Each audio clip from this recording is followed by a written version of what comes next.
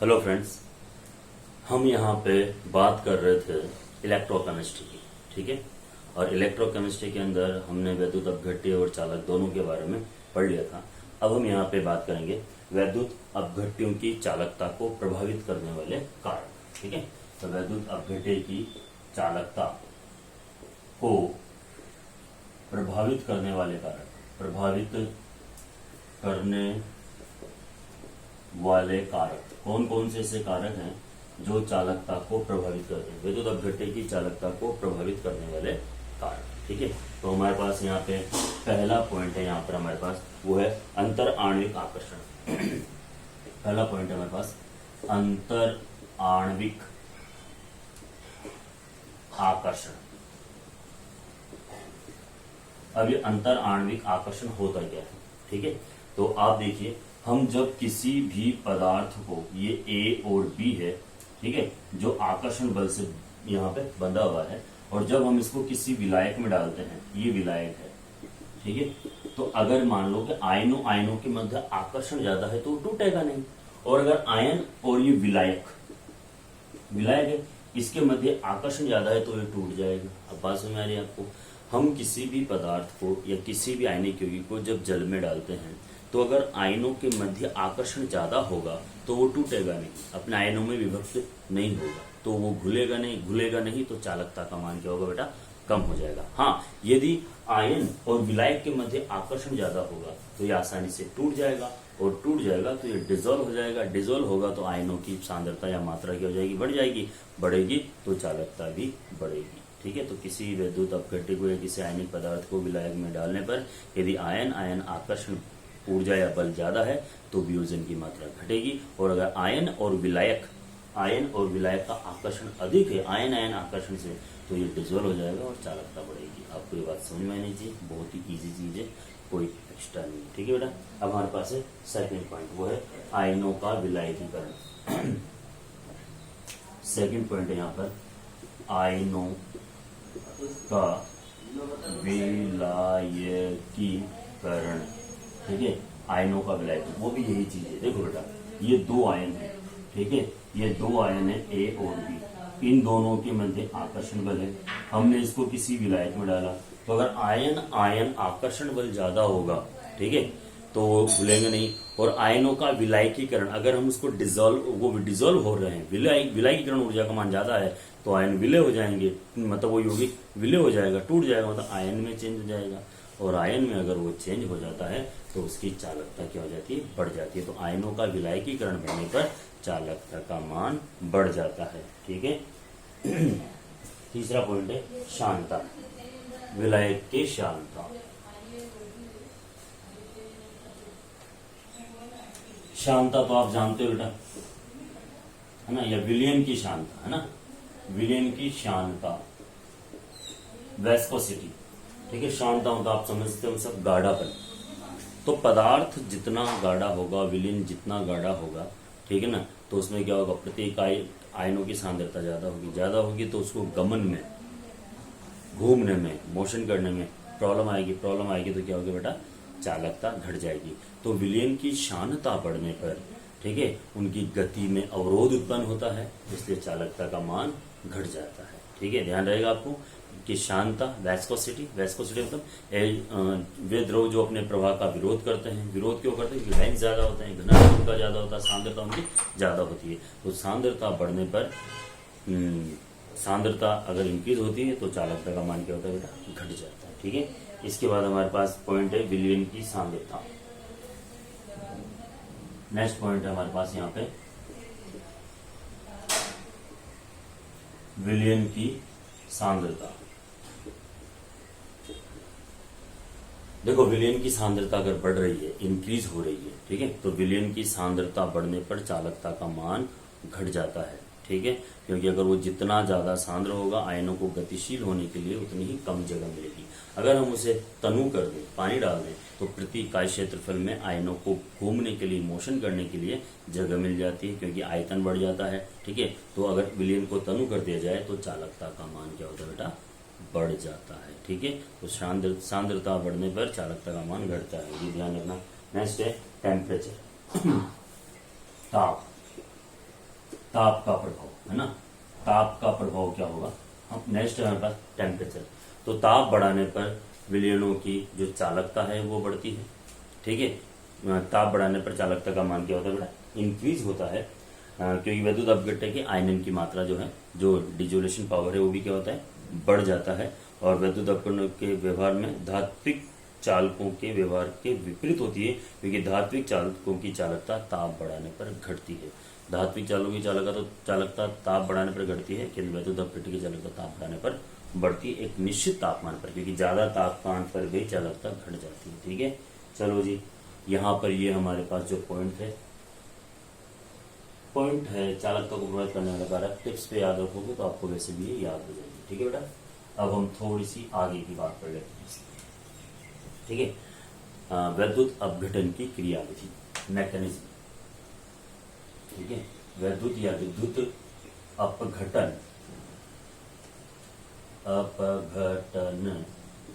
की क्रियाविधि, मैकेनिज्म, क्रियाविधि। देखो, विद्युत अपघटन की क्रियाविधि के लिए हम एक सेल लेते हैं। ये मैंने एक सेल ले लिया है, ठीक है बेटा। और इस सेल के अंदर दो छड़ हैं हमारे पास। ये एक छड़ है एनोड और एक छड़ है कैथोड, दो छड़ हैं हमारे पास, ठीक है। और इसके अंदर हमने विद्युत अपघट्य पदार्थ लिया है, ठीक है, संगलित अवस्था में। सपोज कीजिए हमने ये विद्युत अपघट्य NaCl ले लिया है, ठीक है। हमने इसको विद्युत परिपथ से जोड़ दिया है। ये छड़ प्लस वाली है जिसे हम नाम देते हैं बेटा एनोड, और ये माइनस वाली है जिसे नाम देते हैं कैथोड। जब बैटरी नहीं लगाएंगे तो इस सेल का जो विद्युत वाहक बल है वो फिक्स रहेगा, लेकिन जैसे ही हम यहाँ पे विभवांतर जरूर रहेगा, जब हम जहाँ बैटरी लगाएंगे, ठीक है, तो ये सेल हमें एनर्जी देगा, क्योंकि इलेक्ट्रॉन विपरीत छड़ों की हो जाएगी। यही पूरी घटना जो है, इसी को हम यहाँ पर विद्युत अपघटन की क्रियाविधि के आधार पर जानते हैं। और ये आपको समझ में आनी चाहिए, क्योंकि अब वो एनोड और कैथोड वाली चीजें अगर समझ में आ गई तो ये समझ लेना आपको आगे वाली चीजें भी स्वतः ही समझ में आ जाएगी, ठीक है। चलो जी, तो हम यहाँ पे बात करते हैं, जब हम इसको परिपथ से जोड़ते हैं विद्युत अपघट्य लेकर, तो छड़े यहाँ पे लगाकर, तो क्या होता है, देखिए, जब हम इसको विद्युत परिपथ से जोड़ते हैं तो इस यहाँ पर विद्युत अपघट्य का आयनाइजेशन होता है। ये अपने आयनों में टूटेगा। ये NaCl है, इसका आयनीकरण होगा और ये 2Na प्लस 2Cl माइनस में टूटेगा, ठीक है। 2Na प्लस और ये Na माइनस Cl माइनस में टूटेगा। अब देखिए, जब ये आयनों में टूट जाएगा तो ये आयन विपरीत छड़ों की ओर गति करेंगे। तो ये आयन विपरीत छड़ों की ओर गति करेंगे। तो देखिए, एनोड पर क्या होगा, आपको पता है एनोड क्या होती है बेटा, धन आवेशित छड़ होती है, ठीक है ना। तो उस पर क्या आएंगे, हमेशा माइनस वाले आएंगे। तो एनोड पर क्या होगा, एनोड प्लस वाली है ना। तो यहाँ पे मैं सबसे पहले कैथोड लिख देता हूँ, है ना, थोड़ा सा, है ना। कैथोड माइनस वाली है, तो यहाँ पे प्लस वाले आयन आएंगे, ठीक है, ये प्लस, और ये इलेक्ट्रॉन ग्रहण करेंगे, और इलेक्ट्रॉन ग्रहण करके क्या बनाएंगे, सोडियम धातु, ठीक है। दूसरा देखिए, एनोड पर क्या होगा, वैसे हमेशा हम एनोड को ही लिखते हैं ना। एनोड पर क्या होगा, एनोड प्लस वाली छड़ है, तो ये माइनस वाले आएंगे, माइनस वाले आकर इलेक्ट्रॉन त्यागेंगे, और इलेक्ट्रॉन त्यागना ऑक्सीकरण होता है। और मैंने हमेशा पहले आपको बोला था कि एनोड पर हमेशा क्या होता है बेटा, ऑक्सीकरण होता है, ऑक्सीडेशन होता है, ठीक है। तो ये इलेक्ट्रॉन लूज करके ये त्यागे गए इलेक्ट्रॉन सोडियम ग्रहण करता है। इसलिए पहले हम एनोड को लिखते जाता है, ठीक है। सोडियम ग्रहण करके, मतलब सोडियम आयन ग्रहण करके सोडियम धातु बनाते हैं। तो आपको यहाँ साफ साफ दिख रहा है कि एनोड पर तो क्लोरीन गैस मुक्त होती है और कैथोड पर सोडियम नहीं होता है, क्योंकि विद्युत अपघट्य जलीय विलयन लिया है हमने। तो क्या होगा बेटा, ये सोडियम जो है ये अभिक्रिया करेगा वाटर से, जल से, और जल से अभिक्रिया करके ये बनाएगा NaOH और प्लस हाइड्रोजन गैस मुक्त होगा। तो यहाँ पर ये बहुत सी बार कंपटीशन में, छोटे मोटे कंपटीशन में पूछते हैं कि NaOH के जलीय विलयन का विद्युत अपघटन करने पर एनोड पर कौन सी गैस या कौन सी धातु मुक्त होगी, ठीक है, कैथोड पर क्या होगा, ये पूछा जाता है। नहीं तो हम एक और चीज यहाँ पे ऐड कर देते, संगलित NaCl। संगलित मतलब गला हुआ है, घोला हुआ नहीं है, तो संगलित अवस्था में केवल सोडियम धातु ही आपको मिलेगी, कैथोड पर हाइड्रोजन गैस नहीं मिलेगी। तो संगलित और विलयन दोनों चीजें आपको यहाँ पे ध्यान में रखनी है, ठीक है बेटा। ये पूरा विद्युत अपघटन की क्रियाविधि है जो कि आपके सामने है। ओके, अब हम यहाँ पे बात करेंगे विद्युत अपघटन के नियम।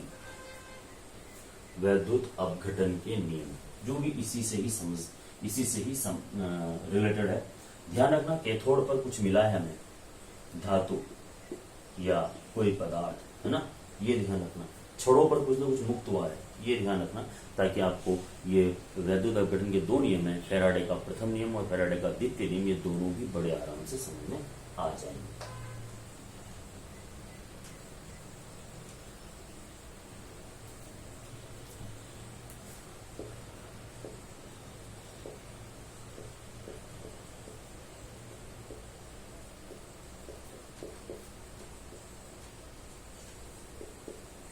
विद्युत अपघटन के नियम, ठीक है। तो यहाँ पे विद्युत अपघटन के दो नियम हैं, ठीक है। तो जो वैज्ञानिक फैराडे द्वारा दिए गए थे और उसी के रेस्पेक्ट में उसका नाम रखा गया है। पहला है फैराडे का प्रथम नियम, फैराडे का प्रथम नियम, तो first law of Faraday, Faraday का प्रथम नियम, ठीक है। तो फैराडे का प्रथम नियम क्या कहता है? देखिए, अभी अभी आपने विद्युत अपघटन की क्रियाविधि देखी थी, उसमें आपने देखा था छड़ों पर कोई ना कोई पदार्थ मुक्त हुआ था ना, NaOH, हाइड्रोजन गैस या सोडियम संगलित अवस्था में लेते हैं तो या क्लोरीन, इसी से ही ये फैराडे का प्रथम नियम है। और मैंने ऊपर बैटरी लगा के उसको ऊर्जा भी दी थी, ठीक है। तो यहाँ पे फैराडे का जो प्रथम नियम है वो क्या है? विद्युत अपघटन के दौरान किसी इलेक्ट्रोड पर मुक्त हुई पदार्थ की मात्रा, विद्युत अपघटन के दौरान किसी छड़ या इलेक्ट्रोड पर मुक्त हुई पदार्थ की मात्रा, ठीक है, उसे दिए गए आवेश या धारा के समानुपाती होती है, प्रवाहित होने वाली विद्युत धारा की मात्रा के समानुपाती होती है। इसे फैराडे का प्रथम नियम कहते हैं। तो मैं लिख देता हूं यहाँ पे, विद्युत अपघटन के दौरान, विद्युत अपघटन के दौरान किसी इलेक्ट्रोड, छड़ लिखो या इलेक्ट्रोड लिखो ना, किसी इलेक्ट्रोड पर मुक्त पदार्थ की मात्रा, मुक्त पदार्थ की मात्रा प्रवाहित या दी हुई प्रवाहित धारा की मात्रा के समानुपाती होती है। That is the first law of thermodynamics, ठीक है। अब हम देख लेते हैं, ये एक विद्युत अपघटन का चित्र बना देता हूं मैं आपके पास, ठीक है। ये विद्युत अपघट्य सेल ऐसा, इसमें मैंने ये दो छड़ें लगा दी हैं आप लोगों के लिए, ठीक है बेटा, और मैंने इसको बाह्य परिपथ से जोड़ दिया है इस प्रकार से। ये प्लस वाली छड़ है, ये माइनस वाली छड़ है, और ये विद्युत अपघट्य है। तो जब हमने यहाँ पे बैटरी जोड़ी तो क्या होगा? यहाँ पर कैथोड पर और एनोड पर कोई पदार्थ की मात्रा निक्षेपित हुई। माना कि ये जो मात्रा है ये है W ग्राम, ठीक है, और मैंने इसको Q आवेश दिया है, ठीक है। तो ये भी देख लीजिए आप साहब, किसी छड़ पर निक्षेपित पदार्थ की मात्रा प्रवाहित धारा के समानुपाती होती है। तो माना कि Q आवेश देने पर छड़ों पर W ग्राम पदार्थ की मात्रा निक्षेपित होती है, जमा होती है, तो फैराडे के नियम के अनुसार W समानुपाती Q, निक्षेपित मात्रा दी गई आवेश या धारा के समानुपाती होती है। तो मैं इसको सोल्व कर लेता हूँ बेटा, W बराबर ZQ। Z एक स्थिरांक है जिसे विद्युत रासायनिक तुल्यांक कहते हैं। ये क्या है? एक स्थिरांक है जिसे विद्युत रासायनिक तुल्यांक कहा जाता है, ठीक है बेटा। हम जानते हैं Q बराबर होता है आवेश प्रवाह की दर को धारा कहते हैं, तो Q बराबर होता है I। ये I बराबर Q क्वांटिटी होता है, आवेश प्रवाह की धारा कहते हैं। तो यहाँ लिख सकते हैं अपन W बराबर ZIT, लिख सकता हूँ। अब देखो यहां से हम इसकी परिभाषा निकाल सकते हैं Z की, विद्युत रासायनिक तुल्यांक की। देखिए I क्या है? धारा, जिसको अपन एम्पियर में मापते हैं। T क्या है? समय, जिसको अपन सेकंड में या मिनट में कैसे माप सकते हैं, ठीक है। तो देखिए किसी विद्युत अपघट्य में 1 एम्पियर धारा को 1 सेकंड तक प्रवाहित किया जाए, 1 एम्पियर धारा को 1 सेकंड के लिए प्रवाहित किया जाए, दोनों का मान एक आ जाएगा। 1 एम्पियर धारा 1 सेकंड के लिए प्रवाहित किया जाए तो I बराबर 1 एम्पियर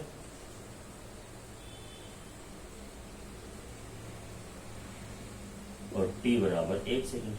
ठीक है, 1 एम्पियर धारा 1 सेकंड के लिए प्रवाहित की जाए तो छोरों पर निक्षेपित पदार्थ की मात्रा वैद्युत रासायनिक तुल्यांक Z के बराबर होती है।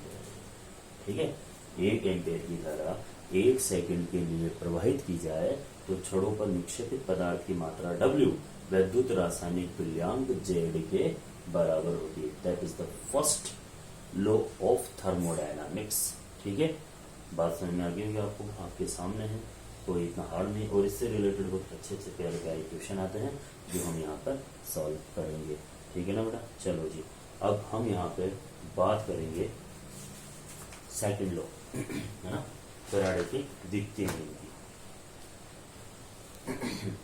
फैराडे का जो द्वितीय नियम है वो क्या है, वो भी इसी से ही रिलेटेड है, बस यहाँ पे वैद्युत अपघट्य 1 से ज्यादा होते हैं ना। यहाँ पे एक ही वैद्युत अपघट्य है और यहाँ पे वैद्युत अपघट्य जो द्वितीय नियम है इसके अंदर 1 से ज्यादा वैद्युत अपघट्य होते हैं। तो फैराडे का यहाँ पे ये है सेकंड लॉ। ठीक है, द्वितीय नियम, फैराडे का द्वितीय नियम, सेकंड लॉ की बात कर रहा हूँ मैं यहाँ पे। ठीक है, सेकंड लॉ में क्या, देखिए मैंने कहा था 1 से ज्यादा वैद्युत अपघट्य होते हैं। ये एक वैद्युत अपघट्य, ये दूसरा वैद्युत अपघट्य, ऐसे और भी मान सकते हैं आप, है ना। इसमें ये छड़ है, इसमें ये दूसरी छड़ है, ठीक है, ये इसमें एक दूसरी छड़ है, ये एक दूसरी छड़ है, ठीक है, ये आपस में जुड़े हुए हैं इस तरह से।